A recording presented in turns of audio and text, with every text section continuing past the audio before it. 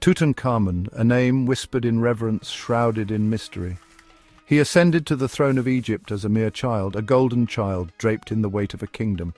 Imagine the pressure, the immense responsibility thrust upon such young shoulders. Tutankhamun inherited a kingdom in turmoil. His father, Akhenaten, had shaken the very foundations of Egyptian society with his radical religious reforms. The old gods were cast aside, replaced by the worship of the sun disk, Aten. This sparked outrage amongst the powerful priesthoods who saw their influence waning. Into this maelstrom of political and religious upheaval stepped Tutankhamun, a pawn in a deadly game, manipulated by forces he could barely comprehend. He was surrounded by advisors, courtiers and relatives, all vying for power, each whispering their own venomous counsel into the young king's ear. But behind the opulence and grandeur of the Egyptian court, a dark conspiracy was brewing, one that would ultimately lead to the untimely demise of the boy king. The royal court buzzed with intrigue. Secrets slithered through the corridors like vipers. Everyone had their own agenda, their own ambitions. Tutankhamun, young and impressionable, was easy prey for those seeking to control the throne. Two figures loomed large in the young king's life: I, his elderly vizier, a cunning and ambitious man with a taste for power, and Horemheb, the head of the army, a ruthless and ambitious general who craved control. These men, driven by their own desires, played a dangerous game, manipulating the young king, using him as a puppet to further their own interests. They whispered doubts about his father's reforms, fueling a desire to restore the old gods and their own waning influence. Tutankhamun, torn between the legacy of his father and the whispers of his advisors, found himself caught in a web of deceit and treachery. Little did he know the very people he trusted most were plotting his downfall. I, the vulture, a scavenger circling the throne, waiting for the opportune moment to strike. His eyes, filled with a calculating glint, missed nothing. He poisoned the young king's mind against his father, whispering lies and half-truths, feeding on the boy's insecurities. Horemheb, the serpent, cold and calculating, slithered through the corridors of power, his ambition as boundless as the desert sands. He controlled the army, the lifeblood of the kingdom, and he knew it. He played on Tutankhamun's desire for stability, urging him to restore the old ways, to bring back the favor of the powerful priesthoods. Together they tightened their grip on the young king. They controlled his every move, his every decision. Tutankhamun, isolated and alone, became a prisoner in his own palace, a puppet dancing to their tune. But Tutankhamun was not merely a puppet. He was a pharaoh, a descendant of the gods, and within him burned the spirit of his ancestors. As he matured, he began to see through the web of lies spun by his advisors. He realized the extent of their treachery, their hunger for power. He began to assert his authority, to make decisions independent of their influence. He reinstated the worship of Amun, a move met with resistance from both Ai and Horemheb. They had underestimated him. They had mistaken his youth for weakness, his trust for naivety. This defiance, this assertion of his royal prerogative, sealed his fate. Ai and Horemheb, their power threatened, their plans unraveling, knew they had to act swiftly and decisively. They had to silence the young pharaoh before he could fully break free from their control. The circumstances surrounding Tutankhamun's death are shrouded in mystery. Some say he died in an accident, thrown from his chariot.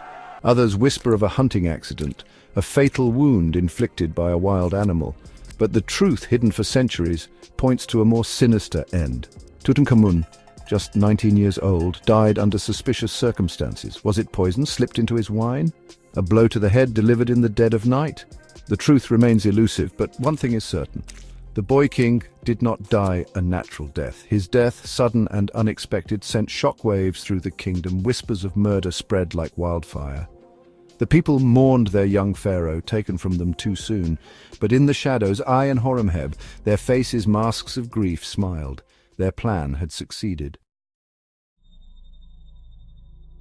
The death of a pharaoh was a momentous occasion, requiring elaborate burial rituals and a magnificent tomb fit for a king.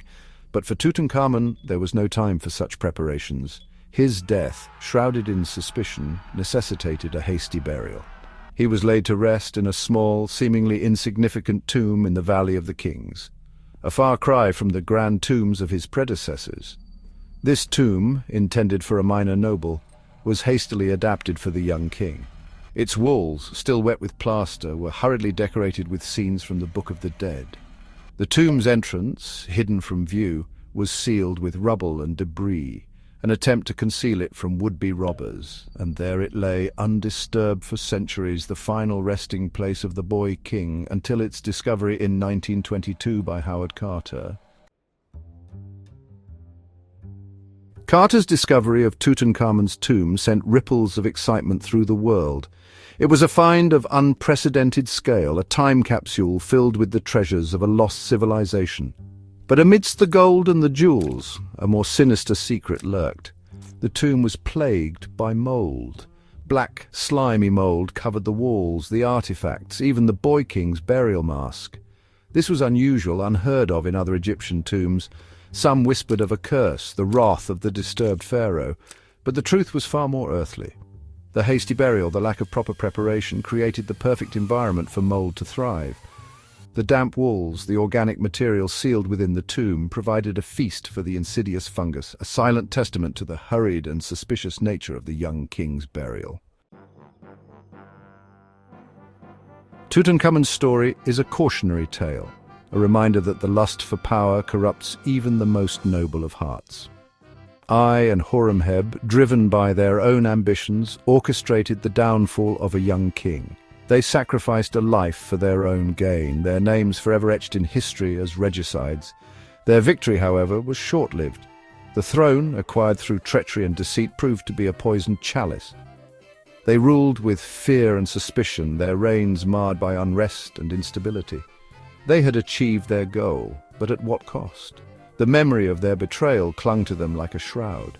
The price of power, paid in blood and deceit, proved to be a heavy burden indeed. Tutankhamun may have died young, his reign cut tragically short, but his legacy lives on. His tomb, a treasure trove of ancient wonders, offers a glimpse into the splendor and sophistication of ancient Egyptian civilization. The boy king, once a pawn in a deadly game, has become an icon, a symbol of the enduring allure of ancient Egypt. His story, a tale of intrigue, betrayal, and untimely death, continues to fascinate and captivate us centuries later. Tutankhamun's tragedy serves as a reminder of the fragility of life, the fleeting nature of power, and the enduring power of truth. His story, passed down through generations, ensures that even in death the boy king will not be forgotten.